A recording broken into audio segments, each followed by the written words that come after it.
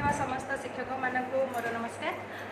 आमर जो प्रशिक्षण शिविर चली 24 तारीख रु आज की 26 तारीख पर्यंत 3 दिन पर्यंत चली।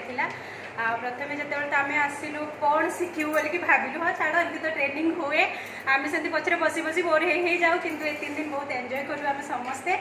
आउ जो अभिज्ञ सार मैंने थे से आमको बहुत बढ़िया शिखेले कंप्यूटर विषय जोटा कि आम एत पढ़ी कि ये बसला जना पड़े कि आम किसी जानू आम एक्चुअली मैंने कंप्यूटर एबीसी भी जानू जमी निज गोटे मूर्ख भाया लगुला जहाँ सार मैंने हमको बहुत शिखेले एवं टे मैंने मैंने गोटे आसीगला कन्फिडेंट हाँ आम कंप्यूटर धरिकी गोटे काम आम कर मैंने आम मन जो मैंने शिखू एतिकी ही कहबी।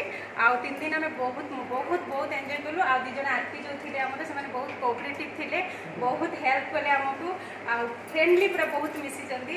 आउ 3 दिन मो बहुत एंजॉय कर समस्त सहित जना पड़ानी अवश्य तो आम आसिक 9 ରୁ 5 पर्यंत रही जना पड़ानी बहुत बढ़िया होता अवश्य शिविर।